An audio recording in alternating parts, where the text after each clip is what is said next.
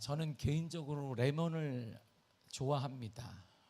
제가 말하는 레몬은 저는 이렇게 레몬 통으로 제가 이렇게 껍데기를 아침 저녁을 깎아서 그냥 반으로 쪄서 그냥 입에 넣고 먹어요. 남들은 이렇게 시다 그러는데 저는 레몬을 좋아하기 때문에 지금도 이렇게 껍데기를 칼로 벗긴 다음에 반으로 딱 잘라서 그냥 이렇게 입에 넣어요. 그리고 그냥 오물오물 씹어서 먹습니다. 또 한 조각도 오물오물 씹어서 먹어요. 그러면 그 얼굴이 왜 그런지 모르겠지만 되게 맛있으면 막 침이 돌고 그 레몬을 저는 되게 좋아해요. 그래서 식초를 음식에 넣으면 너무 싱겁다 이렇게 여기기 때문에 저는 레몬을 통으로 아침마다 이렇게 항상 먹고, 좀 심심하다 그러면 집에 올라가 가지고 레몬을 또 깎아요. 이렇게 깎아서 다시 반으로 쪼개서 알맹이를 입에 쓱 넣어요. 그러면 이게 정신도 바짝 나고 되게 맛있습니다. 이상한 사람처럼 보시면 안 됩니다. 개인적으로 저는 레몬을 이렇게 좋아해요. 레몬은 참 맛있는, 개인적으로 저에게는 레몬은 참 맛있는 과일입니다. 레몬을 자르면요, 지금 씨앗이 이렇게 박혀 있어요. 이렇게. 그래서 제가 레몬 씨앗은, 저는 수박 씨앗은 먹는데 레몬 씨앗은 그럼에도 불구하고 먹지는 않습니다. 제가 레몬 씨앗을 이렇게 뱉어내지고 그 씨앗의 수를 제가 하나하나씩 셀 수가 있어요. 레몬 한 개당 박혀 있는 수가 몇 개인지 세서 셀 수는 있는데 보고할 사람이 없어서 세지는 않습니다. 누구한테 보고하겠어요? 하나님, 레몬, 제가 오늘 먹은 레몬에 씨앗이 몇 개가 박혀 있습니다, 받으소서, 이렇게 말할 수는 없잖아요. 그냥 씨앗이 있구나. 그래서 씨앗을 제가 입에 묻은 다음에 오물오물해서 뱉어서 이렇게 버리게 됩니다. 씨앗 안에 레몬이 몇 개가 자랄 수 있는지, 그 씨앗을 심게 되면 몇 개의 레몬을 맺을 수 있는지는 저는 모릅니다. 레몬 씨앗을 쪼개고 안을 살펴도 그 안엔 레몬은 없습니다. 분명 그 씨앗을 통해 레몬은 열매를 맺게 되겠지만 그 씨앗 안에 담겨있는 레몬의 숫자는 전혀 우리가 알 수가 없습니다. 그런데 하나님이 하나님 나라가 이렇다라고 우리에게 말씀하신 거예요. 하나님은 천국을 말할 때 마치 겨자씨 하늘과 같다 그래서, 겨자씨는요, 제가 여기 손바닥에 놓으면 보이지 않습니다. 겨자씨가 가장 작습니다. 그런데 그 겨자씨가 자라면 큰 나무가 됩니다. 그래서 공중의 새들이 와서 거기에 깃들이기도 합니다. 겨자씨 나무를 한번 보세요. 저게 겨자씨 나무예요. 되게 크잖아요. 손바닥에도 안 보이는 겨자씨. 성지순례 가면 겨자씨를 사람들이 저도 성지순례 예전에 갔을 때 이스라엘에서 사왔는데 겨자씨가 아니었어요. 보세요. 성지순례 한 사람마다 겨자씨를 다 사온다고 생각해 보세요. 이스라엘에 겨자씨가 있겠어요? 없죠. 겨자씨가 아닌데 작은 씨앗이 뭔지 모르겠으나 다 사와요. 사와가지고 겨자씨다 그러면 우리가 알 게 뭐예요? 겨자씨인가 보다. 그런데 대부분 겨자씨는 아닙니다. 근데 이 눈에도 안 보이는, 가끔 가다가 이렇게 기침하게 되면 툭 놓치면 안 보여요, 겨자씨가. 그 겨자씨가 근데 자라면 저렇게 되는 거예요. 엄청 크잖아요. 사람이 그늘을 사용하기도 하고 새가 깃들이기도 하는 게 겨자씨, 저 겨자나무입니다. 천국은 이런 거예요. 매우 작게 시작을 합니다. 사람들의 눈에 전혀 보이지 않아요. 겨자씨처럼 보이지 않아서 사람들은 무시하게 됩니다. 그 뭐가 되겠나? 천국에 무엇이 있겠어? 이렇게 우리가 레몬 씨앗 보면 그 무엇이 되겠어? 그게 몇 개나 나오겠어? 무시하게 됩니다. 그러나 그 안에는 생명이 있습니다. 생명이 있으면 성장하고 자라게 되어 있습니다. 그리고 확장합니다. 마침내 많은 사람들에게서 평안을 주기도 하고 유익을 주기도 하고 동식물에게도 평안을 주기도 합니다. 이처럼 우리 삶에 하나님의 은혜가 겨자씨와 같이 매우 작게 자리를 잡고 있어도 괜찮습니다. 저는요, 큰 은혜가 없습니다. 큰 역사와 간증이 있었으면 좋은데 그런 게 없으면 괜찮습니다. 저는 크게 뭔가 역사하고 기적이 일어나고 체험이 없으면 그래도 괜찮습니다. 우리 삶의 풍성한 열매가 지금 맺혀지지 않아도 우리는 실망할 필요는 없습니다. 우리 마음속에 예수님을 모시고 그 주님과 함께 살아가는 삶이 하루하루 이어지게 되면 마침내 거대한 나무가 될 거예요. 평안한 안식처가 될 것입니다. 다른 사람이나 다른 세대가 우리를 통해서 쉼을 누리게 되고 평안을 누리게 되고 재충전하게 되고 하나님을 만나는 통로가 될 것입니다. 오늘 본문은 에스겔에서 보게 되면 환상을 두 번을 보거든요. 두 번째 환상 내용이에요. 에스겔의 하루는 환상을 보았는데 예루살렘 성전에 대한 환상을 보았습니다. 예루살렘 성전의 각 부분이 그는 다 무너졌단 말이에요. 바벨론에서 무너져 버려서. 근데 이게 회복이 되는 거예요. 다 재건이 되는 겁니다. 그래서 이야 대단하다. 근데 거기에 생명수가 이렇게 계속 생명의 이게 생수가 계속 흘러 넘치는 거예요. 예루살렘에서 거룩한 비전을 보았습니다. 아, 하나님의 뭔가 비전이 있구나. 그래서 1절을 보겠습니다. 이렇게 말합니다. 시작. 그가 나를 데리고 성전문에 이르시니 성전의 앞면이 동쪽을 향하였는데 그 문지방 밑에서 물이 나와 동쪽으로 흐르다가 성전 오른쪽 제단 남쪽으로 흘러내리더다. 아멘. 자, 이게 성전이라 우리가 성전이라고 붙이면 성전의 문이 어느 쪽으로 나와 있어요? 성전의 앞면이 어디에? 동쪽이에요. 동쪽. 여기가 동쪽이라고 치면 돼요. 우리는 서쪽. 그럼 여기는 어디에? 동서 남북이구나. 그렇게 되는 거예요. 얘가 성전인데 그 문이 동쪽을 향해 나와 있는 거예요. 근데 성전에는 문이 하나만 있느냐? 곳곳에 있습니다. 근데 성전의 주 통로가 어디에 있다? 동쪽에 있어요. 동쪽에. 근데 여기서 성전 물이 계속 넘쳐요. 그러더니 당연히 문 쪽으로 가더니 어디로 흐른다? 남쪽으로 흘러내리는 거예요. 이렇게 남이 이쪽이니까 이렇게 흘러내려서 남쪽으로 흐르는 걸 에스겔이 보고 있는 거예요. 그러니까 에스겔과 동쪽과는 반대에 있는 거예요. 만약에 자기가 있는데 물이 흘렀으면 자기도 떠내려갔겠죠. 그래서 보고 있는 거예요. 이렇게 물이 흐르네. 어디? 성전이 동쪽으로 나와 있는데 그쪽으로 물이 쫙 흘러요. 왜 그쪽으로 모일까요? 다 닫혀 있으니까 문이.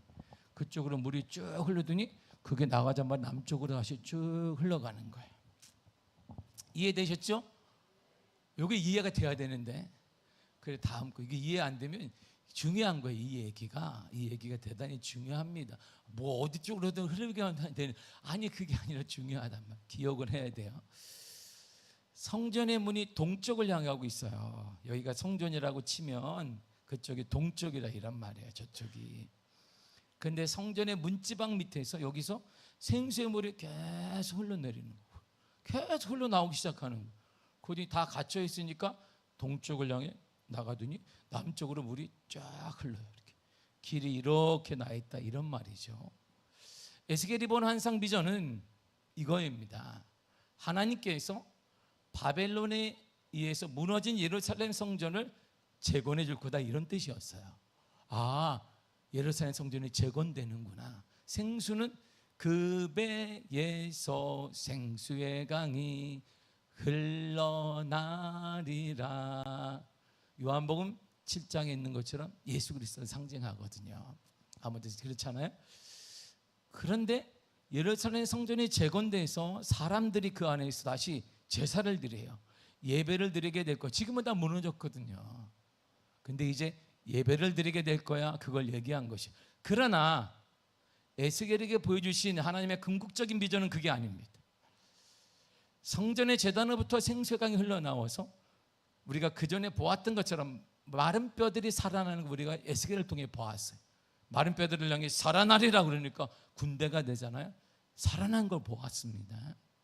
이처럼 성도들의 삶이 살아나게 되어지고 황폐한 땅이 되살아나게 되어지고 모든 생명이 약동하는 생명의 역사가 온 땅에 가득할 거다. 이걸 주님이 보여주신 것입니다. 확장되는 생명의 생수 물을 보여주신 거예요. 예루살렘 성전은 그 제단으로부터 물이 계속 흘러 넘쳤어요. 요한복음 7장에 주님이 말한 것처럼 예수 그리스도 생명이잖아요. 생수잖아요. 이 장면을 성경 자세히 묘사합니다. 자, 2절을 자 읽겠습니다. 시작. 그가 또 나를 데리고 북문으로 나가서 바깥길로 꺾여 동쪽을 향한 바깥문에 이르시기로 본즉 물이 그 오른쪽에서 스며 나오더라. 자 보세요. 정문이 어떻게 나와 있어요? 동쪽으로 나와 있어요. 이렇게 물이 동쪽으로 흘러서 어디로 간다? 남쪽으로 갔어요. 근데 하나님이 그를 어디로 불렀어요? 에스겔을 북쪽. 북쪽이니까 어디에 이게? 이짝. 동서남북. 이쪽으로 불러서 하나님. 이쪽으로 가자. 그런데 다시 삥 돌아 동쪽을 향해 보게 했단 말이에요. 에스겔이 이러고 보고 있는 거. 물이 이렇게 흘러서 가네. 근데 스며 나오는 거야. 자신은 지금 이쪽에 있어. 문이 닫힌 곳에 있단 말이에요. 이게. 근데 문이 닫혀 있으니까 물이 확 나오지 않아. 어느 쪽으로? 물은 저쪽으로, 동쪽으로 흐르니까 자신은 반대편에 있는데 물이 나한테는 안 오겠지 하니까 밑으로 조금씩 스며 나오는 거예요. 이해되셨죠? 이해 안 되면 다시 1절로 돌아가서 할 거니까. 이해되셨죠? 이 비전이 중요하기 때문에 얘기하는 거예요. 자, 동쪽을 향한 바깥문을 기준으로, 저희 바깥문을 기준으로 해서 그 안쪽이 뭐예요? 성전. 안쪽이 성전이잖아요. 바깥쪽은 바깥문이 바깥쪽이에요.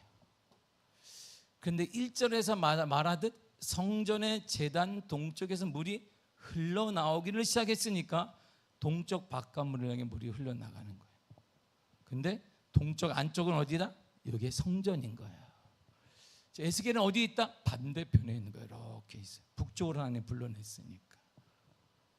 근데 그 문이 닫혀 있어요. 그리고 닫혀 있으니까 물이 이게 만약에 열려 있다면 이게 흐르던 물이 이쪽으로 쫙 나갔을 텐데 닫혀 있으니까 물이 못 나가는 거예요. 지금 동쪽만 열려 있으니까 물이 그쪽으로 계속 나가서 어디로 간다? 남쪽으로 이렇게 물이 흘렀다, 이런 말이거든요. 그러니까 결국은 그 물이 성전에 넘치고 있어요. 계속 차고 있어요. 차니까 물 한쪽으로 계속 나가니까 넘치는 그 물이 어떻게 문을 닫아놓으니까 스며 나오는 거예요. 바깥으로 차근차근 조금씩. 자 보세요. 여기에 물이 가득하다 생각해요. 저쪽 문을 열어놨어요. 문이 이쪽 문을 열어놨으면 당연히 이 가득한 물이 저쪽으로 갈 거예요. 그런데 남아있는 물은 어떻게 될까요? 밑으로 조금씩 스며가는 거예요. 왜? 빠져나가야 되니까. 에스겔이 서 있는 곳에 문이 열려 있었다면 물질기가 시원하게 팍 그쪽으로 갔을 거예요. 근데 문이 닫혀 있으니까 물질기가 막혀버렸어요. 그러니까 물줄기가 어떻게? 스며드는 거예요. 계속 스며서 바깥으로 조금씩 나가요. 이처럼 스며들기 시작한 그 물이 시간이 흐르니까 흐름이 바뀌어버렸어요. 흐물흐물 조금씩 나오던 그 물이 이렇게 되었습니다. 3절을 보겠습니다. 시작. 그 사람이 손에 줄을 잡고 동쪽으로 나아가며 천척을 증량한 후에 내가 그 물을 건너게 하시니 물이 발목에 오르더니. 아멘. 이 천척은 500m 거리를 말합니다. 500m까지 환상이니까 보는 500m를 쫙 이 조그만 이 스며든 물이 500m까지 쭉 흐르고 있는 거예요. 계속. 어디까지 찼다? 그 물이 발목에 찼어요. 이렇게. 아니 스며드는 작은 조금씩 나오는 그 물이 어디까지 찼다? 발목에 찼어요. 그리고 4절에 보니까 다시 천척 500m 흐르는 걸 또 보았더니 이번에 어디까지 찼다? 무릎에 찼습니다.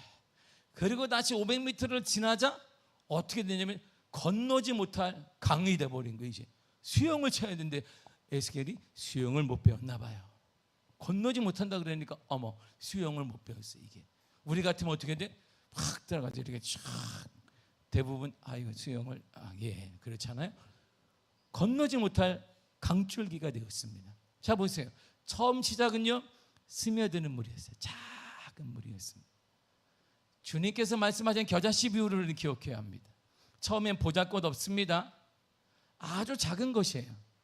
근데 그 안에 생명이 있으니까, 생명의 물이 흐르니까 자라고 성장하고 번성하게 된 것입니다.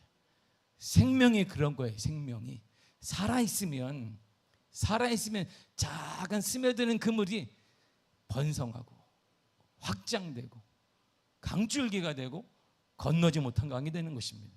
에스겔 선지자는 하나님께서 하신 역사를 보고 깜짝 놀랐습니다. 왜냐하면 스며드는 물이에요. 스며드는 물이니까 조금씩 나오는 거예요. 이렇게 문을 밑으로 해서. 그런데 그것이 시간이 지나니까 건널 수 없는 거대한 강물이 되었습니다. 그러나 이것은 하나님의 역사의 시작에 불과한 거예요. 에스겔이 깜짝 놀라서 어머 이런 일이 있는데 에스겔아 이거는 시작에 불과하다 이렇게 말씀하신 거야. 하나님께서 더욱 놀라운 비전을 에스겔에게 보여줬습니다. 7절을 읽겠습니다. 시작. 내가 돌아보니 광 좌우편에 나무가 심히 많더라. 보세요. 나무가 많다는 건 물이 많다는 거잖아요. 사막에 물이 많다. 중동지방이거든요. 이게 중동이면 어떻게 물이 많아요? 어떻게 나무가 많아요? 없지요. 중동지방에는 나무가 많을 수가 없습니다. 사막지대에 무슨 나무, 우리가 알다시피 낮에는 영상 50도로 가고 밤에는 영하로 뚝 떨어지는데 나무가 어떻게 구하겠어요? 성지순례 가면 너무나 우리 선명하게 볼 수 있습니다. 성지순례 가면 낙타가 가끔 보이는데 낙타가 어물어물 씹고 있는 게 있어요. 이렇게 뭐 먹나 보면 간혹 나무 가시들이 있어요. 나무 가시가 낀 선인장 같은 게 있는데 그걸 물이 있어요. 선인장이 있으니까 그 안에 아무튼 물이 있으니까 물을 팔 수가 없으니까 선인장을 이 낙타가 오물오물 씹어서 가시를 뱉어내면서 씹고 있는 거예요. 물을 먹고 있는 거예요. 물을. 근데 어떻게 나무가 풍성하겠어요? 보세요. 이 스며드는 그물이 더 흐르게 되니까 그 강줄기가 돼서 그 좌우에 뭐가 있더라? 나무가 풍성하게 되었다 이렇게 말하는 거예요. 나무가 풍성해진 거예요. 제단에서 흘러간 생명의 물이 닿는 곳마다 열매가 풍성하게 되어지고 가득하게 되었는데 성경에 뭐라 7절에 보니까 심이 많더라 이랬어요. 이 말이 대단히 많더라 이런 말이에요. 나무가 심이 많더라. 오아시스처럼 심히 그 당시에 중동지방인 있을 수 없는 일이 일어났다 이런 말입니다. 이뿐만이 아니었어요. 8절을 보겠습니다. 시작. 이 물이 바다에 이르리니 이 흘러내리는 물로 그 바다의 물이 되살아나리라. 잘 보세요. 성전에서 물이 이렇게 막 넘쳤어요. 그 이쪽이 정물인데 물이 저쪽으로 가는데 요 북쪽에 있었단 말이에요. 에스겔이. 근데 거기를 스며 나왔어요. 이렇게. 근데 그 물이 어디로 갔느냐? 바다까지 갔어요. 자, 한강물은 어디로 흐르는 거예요? 바다로 가듯이.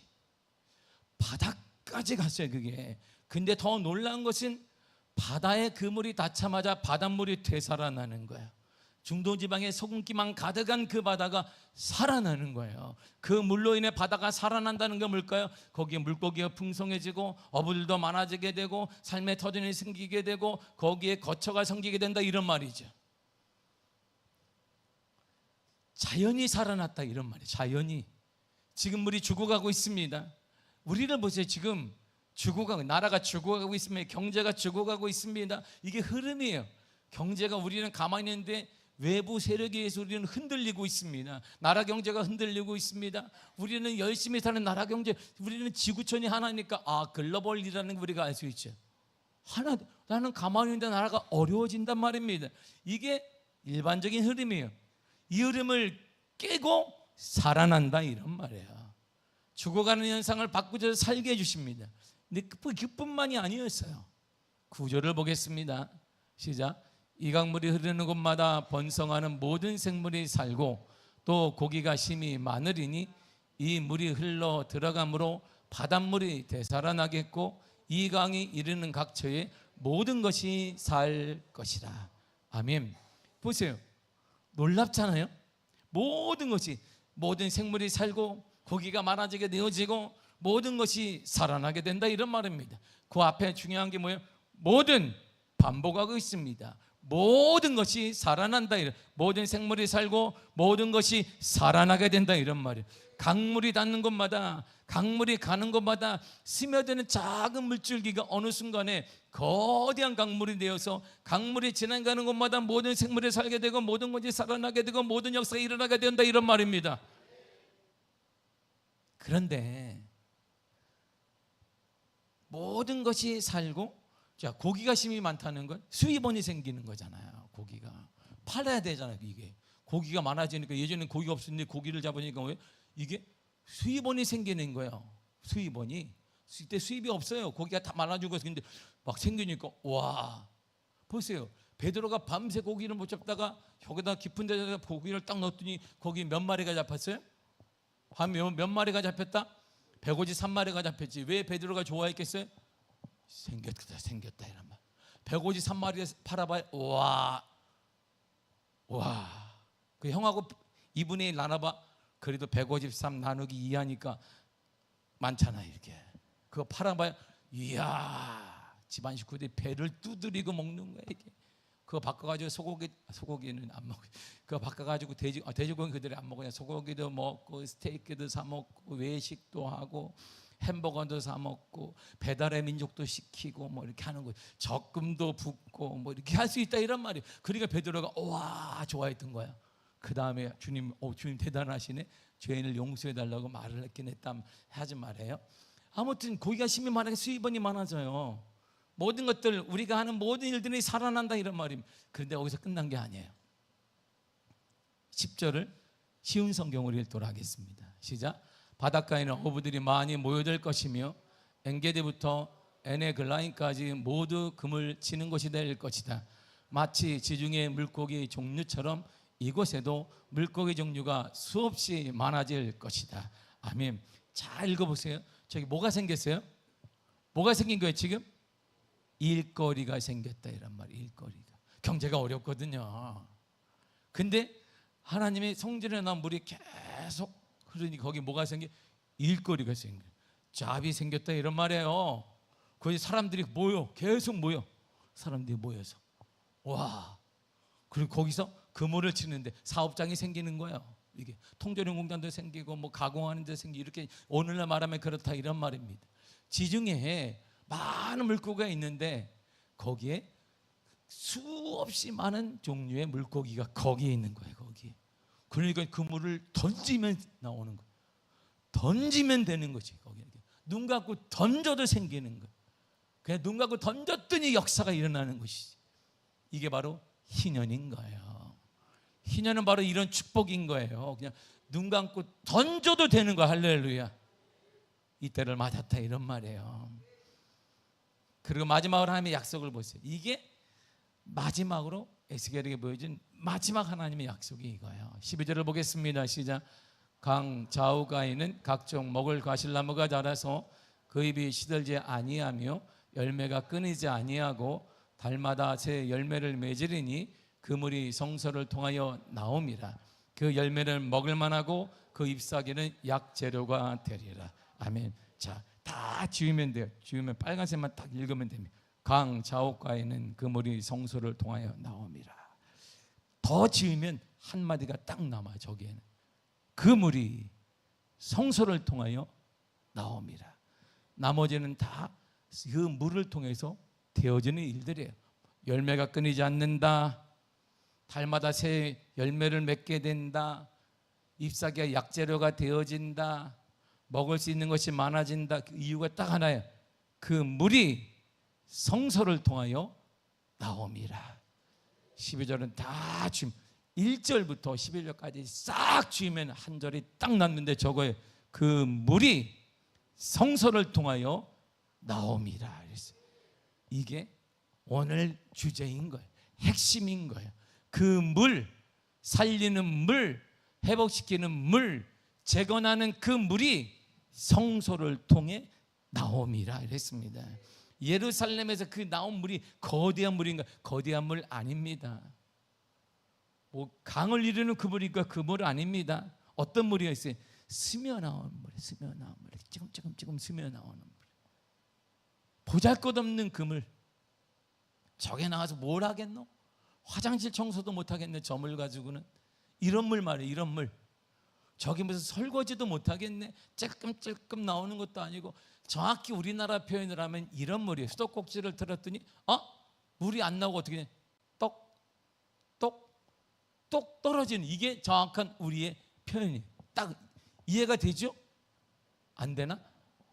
수돗물을 탁 틀었어요, 여름에. 근데 물이 확 쏟아져야 되는데 똑 떨어지는 거예요. 지금 덥고 땀나서 세탁기도 돌려야 되고 밥도 지어야 하는데 그 물을 딱 틀으니까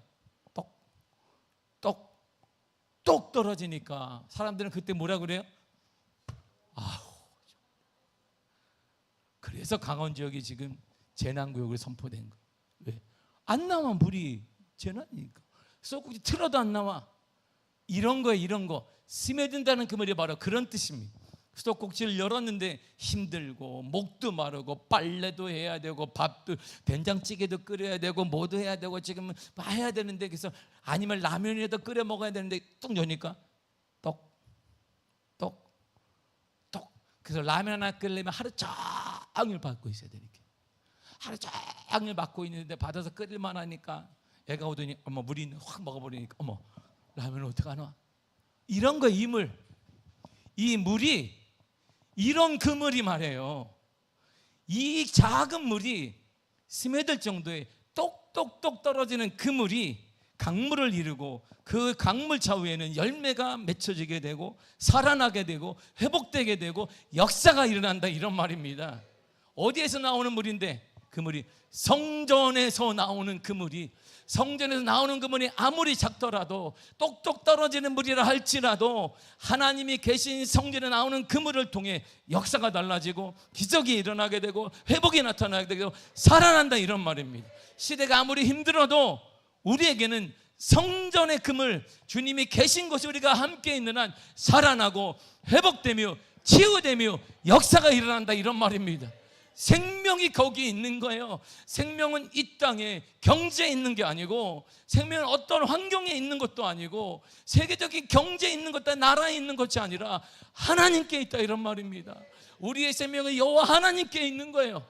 사람들이 볼 때 언제 살아나겠나 똑똑 떨어지는 그것에, 그러나 이 작은 그물이, 에스겔이 깜짝 놀란 것은 이 작은 똑똑 떨어지는 그물이 어느 순간이 되니까, 내가 붙어 있으니까, 하나님과 함께하고 있으니까 그물이 강물을 이루어서 가는 곳마다 살아나게 되고 치유하게 되고 역사가 나타나게 되고 삶의 역사가 일어나게 됐다, 이런 말입니다. 여러분, 이게 생명인 거예요. 그리스도의 생명이 바로 이런 것입니다. 희년의 바로 이런 것입니다. 여호와의 은혜의 바로 그런 거예요. 새로운 일로 일어나고 새로운 거래처도 생기고 새로운 역사도, 새로운 기적도 끊임없이 일어나는데 어떻게 일어나느냐? 그물이 성소를 통해 나오기 때문이다 그랬어요. 그물이 어디를 통해 나온다? 성소를 통해. 성소가 뭔데요? 하나님이 거하시는 곳이에요. 왕의 지성소에 들어가. 그 성소, 하나님이 계신 그곳, 하나님이 계신 그곳 말이에요. 하나님과 함께하는 그곳, 이런 역사가 일어난단 말이에요. 세상이 볼 때는 나약하고 부족하고 뭐 하는 거야, 이게 할 일 없는 사람들이 모였나? 그럴 수 있어요. 그러나 그 작은 겨자씨만한 작은 미약한 그 똑똑똑 떨어지는 그물이 성소로부터 흘러나오는 거예요. 하나님과 함께하는 그 사람에게는 이런 역사가 일어나는 거예요. 끊임없이 열매를 맺고 계절마다 열매를 맺고 길이 열려지는 역사가 일어나요. 이유는 딱 하나입니다. 다른 이유를 성경은 말하지 않았어요. 에스겔에게 하나님은 전혀 다른 이유를 말하지 않았어요. 딱 한 가지를 말합니다. 왠지 아니 에스겔아, 그 물이 성소에서 나오기 때문이야. 하나님이 거하는 곳에 있기 때문에, 하나님과 거하는 것. 그래서 우리는 창세기 28장 15절에 하나님과 함께하는 뜻을 알고 있습니다. 하나님과 함께하는 것은 하나님이 지키시고 이끌어 주시고 홀로 두지 않는 것, 이거예요. 이거 성서를 통해, 교회를 통해, 하나님을 통해, 예수 그리스도를 통해 그러한 역사가 일어나게 된다, 이런 말입니다. 그러므로 생명은 복음인 거예요. 마가복음 1장 1절에 예수 그리스도 하나님의 아들 예수 그리스도 복음의 시작이라 했어요. 사람들은 자신이 생명을 가지고 살고 있다고 생각합니다. 그러나 예수 그리스도의 복음을 받아야지 않는 자는 영적으로 죽은 자입니다. 예수 그리스도의 복음 외에 우리를 살릴 수 있는 것은 아무것도 없습니다. 그러면 아직 복음을 받아야지 않는 사람은 어서 빨리 복음을 받아들이고 믿어야 되는 것입니다. 하지만 어떤 사람의 복음을 받아들이기 위해서는 복음을 전하는 자들이 있어야 돼요. 로마서 10장 13절과 14절입니다. 시작. 누구든지 주의 이름을 부르는 자는 구원을 받으리라. 14절. 그런즉 그들이 믿지 아니하는 일을 어찌 부르리요? 듣지도 못한 일을 어찌 믿으리요? 전파하는 자가 없이 어찌 들으리요? 아멘. 생명은 복음입니다. 복음은 생명입니다. 그 생명되는 복음, 생명이 되는 복음을 받아들이기 위해서 먼저 전하는 자가 있어야 합니다. 그러므로 우리는 여러 방법을 통해 전해야 돼요. 전도해야 합니다. 자녀들에게 전해야 합니다. 어떤 일이 있어도 전해야 합니다. 이웃에게 전해야 합니다. 우리가 만나는 사람마다 복음, 생명을 전해야 되는 것입니다. 이미 우리가 복음을 받아들였다면 자신이 영적으로 거듭난 자임을 확신해야 합니다. 주님이 나를 지키시고 주님이 나를 이끌어 주시며 홀로 두지 아니하실 것이다. 확신이 가져야 되는 것입니다. 그러나 이 확신에 만족하지 마는 것이 아니라 성령의 도움을 또 구해야 됩니다. 하나님이 기뻐하시는 모습을 잡기 위해 날마다 회개하는 삶을 살아야 되는 것입니다. 그러므로 사랑하는 성도들은 이제 우리 미아교회는 생명운동을 시작해야 합니다. 이제 50년을 맞은 우리 미아교회는 생명운동을 실천해 가야 합니다. 생명운동을 시작해야 된다, 이런 말입니다. 그래서 어린이부터 노년에 이르기까지 모두가 다 살아나야 합니다. 그리고 모든 가정마다 생명이 물든 예수 그리스도를 믿는 가정이 되어 영적으로 살아나야 하는 것입니다. 뿐만 아니라 진학이나 취학이나 일터나 사업장마다 끊임없는 열매가 가득해야 되고 끊임없이 기적이 일어나야 하는 것이고 일어날 줄 믿습니다. 이것이 주님께서 우리에게 주신 희년의 축복이고 에스겔을 통해 우리에게 주신 비전입니다. 그러므로 생명운동의 시작은 하나님을 아는 것입니다. 요한복음 17장 3절이 이렇게 말해주고 있습니다. 시작. 영생은 곧 유일하신 참 하나님과 그의 보내신 자 예수 그리스도를 아는 것이니라. 아멘. 하나님을 아는 것은 예수 그리스도를 아는 것입니다. 하나님을 아는 것은 영원한 생명을 얻는 것입니다. 생명운동은 사람들이 하나님을 알게 해서 그 사람 속에 영적인 생명을 불어넣어주는 것입니다. 영적으로 풍성한 열매를 맺게 해주는 것입니다. 하나님을 알고 하나님과의 관계가 올바르게 유지되고 있다면 다른 문제는 친히 하나님이 해결해 주시는 것입니다. 여러분의 그 문제, 지금 그 문제는 영적인 문제가 해결되지 않았기 때문입니다. 내 영혼이 잘된 같이 범사가 잘되고 강건 영혼이 잘 돼야 되는데 이 영적인 문제를 도외시한 채 다른 문제를 고민해 봐야 근본적인 해결은 되지 않습니다. 모든 문제의 근원, 그리고 우리가 스스로 해결할 수 없는 구원의 문제를 해결하는 유일한 분은 예수 그리스도 한 분 외에는 없습니다. 그분에게 답이 있습니다. 그분에게 생명이 있습니다. 그래서 생명운동은 말씀 회복 운동인 거예요. 요한복음 6장 63절이 이렇게 말해주고 있습니다. 시작. 살리는 것은 영이니 육은 무의가 아니라 내가 너희에게 이른 말은 영이요 생명이라. 아멘. 예수 그리스도의 영이 우리의 삶을 지배하면 우리는 성령의 열매를 맺게 되어 있습니다. 우리가 죄와 실패를 이길 수 있는 다른 방법은 없습니다. 우리가 어떤 일을 맞닥뜨릴 때 인간적인 세상적인 방법에 매달려서 이 일을 해결하고자 한다면 그 속에서 죄를 이기는 일은 결코 일어나지 않습니다. 우리는 예수님의 영으로 지배를 받기 위해 날마다 영적인 몸부림을 쳐야 합니다. 그러할 때 하나님께서 우리를 하여금 죄를 이기게 하시고 좋은 열매를 여러분들의 삶에 허락해 주실 것입니다. 하나님의 말씀으로 돌아가는 것이 개혁주의입니다. 우리는 개혁주의예요. 개혁주의. 우리 장로교는 개혁주의, 칼빈이 부르신 건 개혁주의 신앙입니다. 하지만 거기에 예수 그리스도의 생명이 없고 성령의 역사도 없고 기도가 없으면 절대 말씀대로 살아갈 수 없고 일어나지 않습니다. 말씀을 믿어야 합니다. 말씀을 기준 삼아야 합니다. 시대가 아무리 많아도 우리의 기준은 예수 그리스도이며 말씀이어야 하는 것입니다. 오늘 말씀을 믿고 오직 말씀을 믿고 그대로 살아가야 되는 것입니다. 말씀 대신 예수 그리스도를 믿으시기를 바랍니다. 더 나아가 생명운동은 믿음을 삶으로 살아내는 운동이에요. 호세아 4장 6절이 이렇게 말해주고 있습니다. 시작. 내 백성이 지식이 없으므로 망하는도다. 내가 지식을 버렸으니 나도 너를 버려 내 제사장이 되지 못하게 할 것이요 내가 내 하나님의 율법을 잊었으니 나도 내 자녀들을 잊어버리리라. 아멘. 하나님을 아는 지식은, 하나님에 대한 정보를 아는 거 맞습니다. 그러나 거기서 그치는 것이 아니라 하나님을 사랑하고 경외하고 경건을 포함하는 것입니다. 성경은 하나님 아는 지식을 강조하고 있습니다. 하나님의 형상으로 지음받은 우리는 영적 생명이 회복되지 않으면 절대 살아갈 수 없습니다. 그 속에 우리 안에 예수 그리스도의 영이 없으면 우리는 우리의 일과 가정과 삶마다 좀 좋은 열매를 맺을 수가 없습니다. 영적인 말씀으로 살아나야 돼요. 그때 비로소 우리가 회개가 있고 용서가 있고 사랑이 있고 삶이 있는 것입니다. 말씀을 살아내시기를 바랍니다. 그것과 우리는 싸워 이겨내야 된다 말입니다. 자기 속에 영적 생명력인 예수의 생명이 풍성하게 차고 넘치면 영적으로 우리는 살아낼 수 있습니다. 영적인 예수의 삶을 따라갈 수 있습니다.